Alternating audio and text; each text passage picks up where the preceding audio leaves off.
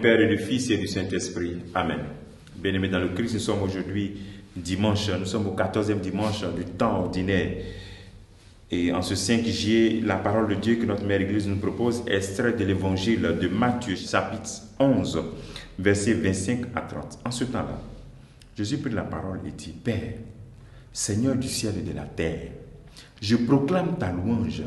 Ce que tu as caché aux sages et aux savants, tu l'as révélé aux tout petits. Oui, Père, tu l'as voulu ainsi dans ta bienveillance. Tout m'a été remis par mon Père. Personne ne connaît le Fils sinon le Père, et personne ne connaît le Père sinon le Fils, et celui à qui le Fils veut le révéler. Venez à moi, vous tous qui peinez sur le poids du fardeau, et moi je vous procurerai le repos. Prenez sur vous mon joug, devenez mes disciples, car je suis doux et humble de cœur. Et vous trouverez le repos pour votre âme. Oui, mon joug est facile à porter et mon fardeau léger. Acclamons la parole de Dieu. Louange à toi, Seigneur Jésus. Bien-aimés dans le Christ, cet évangile est une prière du Christ qui proclame la louange du Seigneur Dieu, qui a révélé aux petits et il a caché aux sages. Regardez un peu l'incarnation quand le Christ est né. Quels sont ceux qui ont vu d'abord? Les bergers. D'abord, le Christ est né chez qui? Qui était la mère du Christ? Marie, une femme simple. Donc, il révèle aux petits.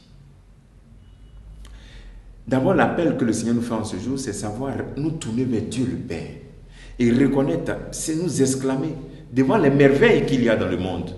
Parce que Dieu le Père réalise assez de merveilles. Dieu, je te proclame ta louange, Père. Toi qui as fait ceci, toi qui as fait beaucoup de choses même que je ne connais pas. Bénis Dieu pour cela. Deuxième élément, oui, Père, tu as révélé cela au tout petit. C'est un appel que le Seigneur nous fait aujourd'hui à l'humilité, à cultiver en nous l'humilité. C'est-à-dire, l'humilité, ce n'est rien d'autre que cette disposition de laisser la parole, de façonner notre vie. Parce que quand on est orgueilleux, Dieu ne peut rien faire avec nous. On est disposé, on devient de l'humus, on devient de la pourriture. Et Dieu nous utilise, Dieu nous aide à nous élever. Et troisième élément, c'est lorsque le Christ dit: venez à moi, vous tous qui peinez sur le poids du fardeau. Le Christ s'identifie comme celui qui nous accorde le vrai repos. Quand nous avons des fardeaux, quand nous sommes fatigués de la vie, quand nous avons assez de peine, est-ce que tu sais te mettre devant le Saint-Sacrement? Tu dis: Seigneur, je décharge tout cela. Beaucoup d'entre nous font des insomnies, à force de réfléchir, de tourner la tête. Beaucoup d'entre nous-mêmes ont des ulcères, parce qu'ils veulent tout réaliser par les mains. Décharge devant. En fait, ce n'est pas une manière de dire que tu ne fais rien, et puis Dieu n'a qu'à faire tout. Non. Non. Mais c'est une manière de dire qu'il faut savoir abandonner des choses aussi à Dieu, parce qu'il y a des choses qui ne dépendent pas de toi, qui dépendent aussi de Dieu. Ce n'est pas pour tomber dans une paresse, mais savoir abandonner à Dieu. Il faut dormir tranquillement. Comme le rappelez-vous, le Christ dormait dans la barque. Il a confiance. Travaille.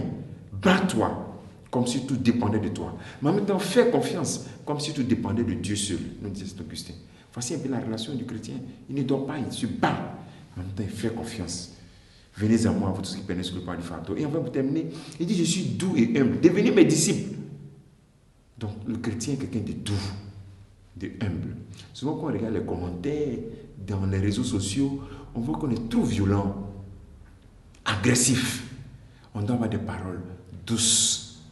On doit respecter l'autre, même qui ne pense pas comme nous. Être capable de respecter l'autre. C'est très important de respecter. Être doux et puis être humble. Demandons au Seigneur cette grâce, de savoir reconnaître les merveilles de Dieu dans notre vie, de donner cette grâce, de savoir être humble, de savoir aller vers le Seigneur pour nous décharger nos fardeaux et qu'il nous donne aussi cette grâce de la douceur. Que le Seigneur te bénisse, que nous bénisse tous en ce jour, au nom du Père et du Fils et du Saint-Esprit. Amen.